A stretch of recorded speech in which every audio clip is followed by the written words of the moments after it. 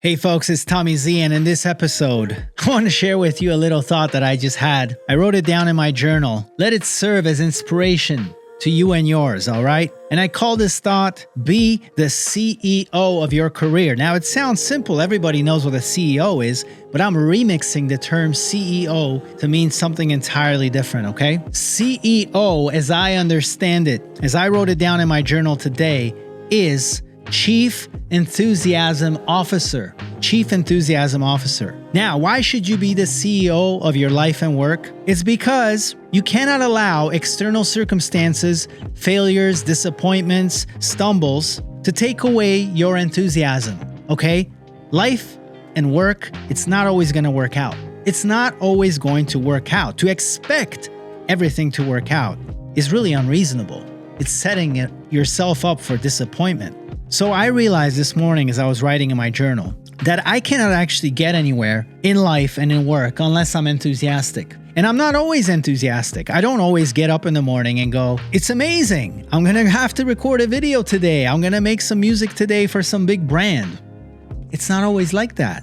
Granted, there are days that it's like that, but there are often days when things I should be enthusiastic about, I'm not enthusiastic about. And one thing I realized about that is that the less enthusiasm I have, the less creative I am, the less courageous I am, the more anxious I am, the more fearful I am. Enthusiasm is the very fuel of my confidence, of my conviction, of my creativity, of my belief that whatever happens, I can find a solution. Enthusiasm is the very thing that prevents me from getting discouraged and doubtful when nobody's answering my emails. Enthusiasm is getting up the next day after nobody has answered my emails and having the creativity and the fire to say, you know what? Today I'm going to craft such an email that nobody will be able to resist it.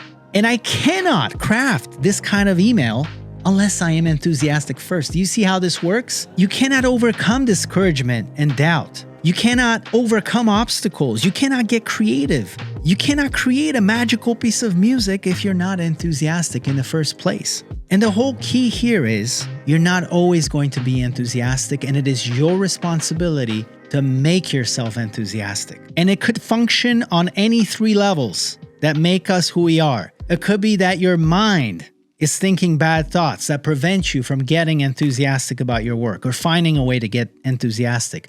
Read a biography of someone who overcame 10 times the trouble that you had to overcome.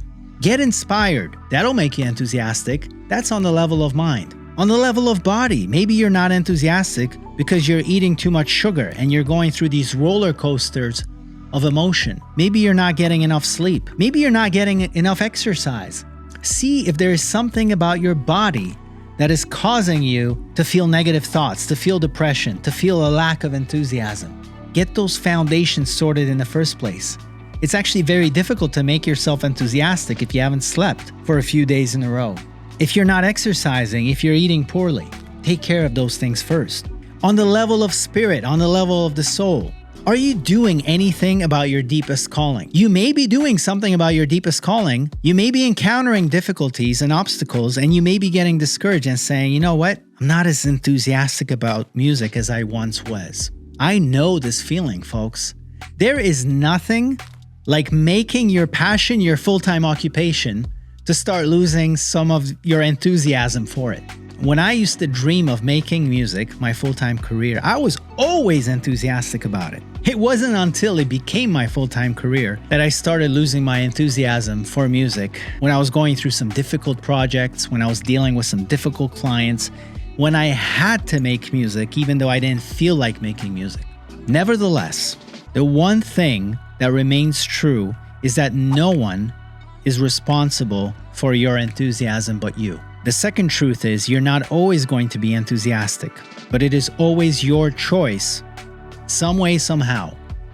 The third truth is you're not going to pull off miracles. You're not going to create magical moments in the studio. You're not going to make a connection with someone who is difficult to reach and has not answered your email unless you keep your enthusiasm up, because that is the fire and the fuel for your creativity, for your courage, for your conviction, for your ability to overcome things that will stand in your way. It is enthusiasm. It is a smile on your face, even though you don't feel like smiling. You are responsible for finding a way to get your frequency up so you can overcome failure, discouragement, doubt, and to wake up the next day and say, you know what? This is my calling. Even though I've had terrible difficulties here and I'm starting to have doubts, I will direct my consciousness and my attention according to my own choice.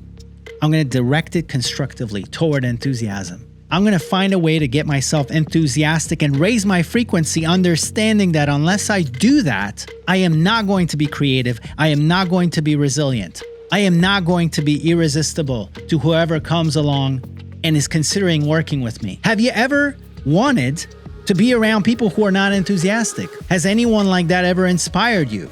Now, do you think everyone is born enthusiastic? Do you think everyone walks around enthusiastic 24/7? No. But whose responsibility is it to kindle that fire, to start that flame, and to keep it going? It is ours.